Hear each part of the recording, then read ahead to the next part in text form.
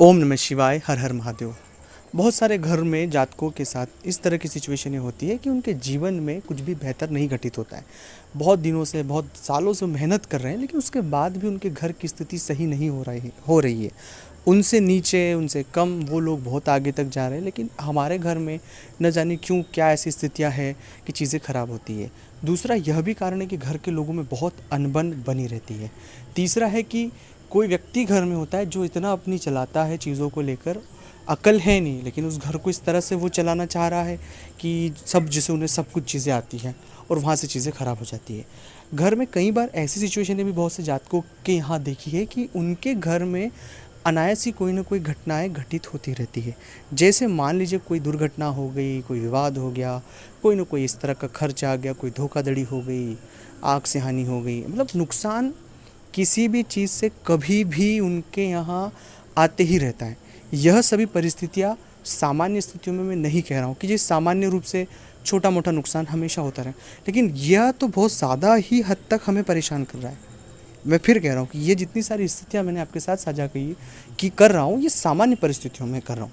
और अगर जो परिस्थितियाँ मैं आपको बता रहा हूँ या आपसे जुड़ी हुई है, जिसमें आप इंक्लूड हो या आपके साथ ऐसा हो रहा है, आपके आसपास किसी व्यक्ति के साथ इस तरह की चीज़ें हो रही है, तो यह वीडियो आपको पूरा देखना चाहिए, क्योंकि यह परेशानी तो मेरा बताने का उद्देश्य था ही सही, जिससे आप समझ पाए, लेकिन समाधान सबसे बड़ी बात होती है कि यह परेशानी बहुत महीनों से, कई बार पीढ़ियों तक चलती है और व्यक्ति उन्हें समझ नहीं पाता है और बस उन हालातों में गुथ जाता है और वो निकल नहीं पाता है, बहुत परेशान हो जाता है, बहुत हताश हो जाता है, निराश हो जाता है, बहुत बार चीज़ें ख़राब हो जाती हैं। ऐसी परिस्थिति अगर किसी भी जातक के साथ है तो मूल रूप से उसे अपने घर में नियमित रामायण का पाठ करना शुरू करना चाहिए। अब मैं ये बात क्यों कह रहा हूँ रामायण का पाठ करने की? जहाँ रामायण का पाठ होता है वहाँ दरिद्रता का नाश होता है।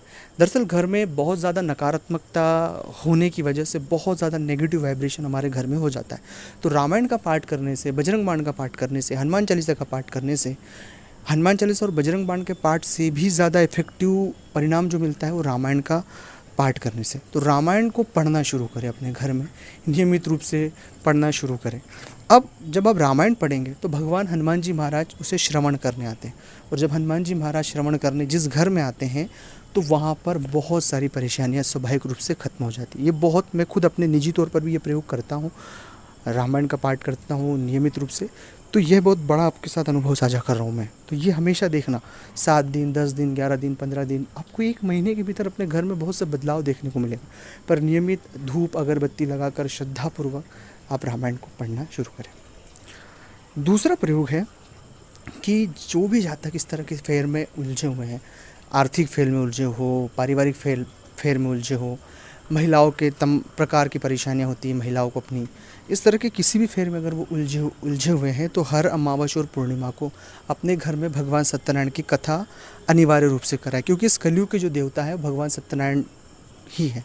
तो अगर आप उनकी कथा, पूजा अर्चना करेंगे तो मैं आपसे वादा करता हूँ कि बहुत जल्द आपके जीवन में एक सकारात्मक बदलाव देखने को मिलेगा। तो सत्यनारायण की कथा आपको अमावस्या और पूर्णिमा अनिवार्य रूप से करना ही चाहिए।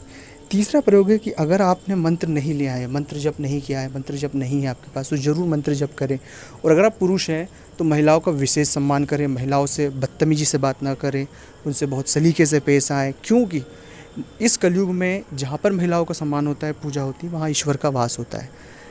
अगर अच्छा लगा हो ये वीडियो तो लाइक करें, शेयर करें, कमेंट्स करें। ओम नमः शिवाय, ओम नमः शिवाय।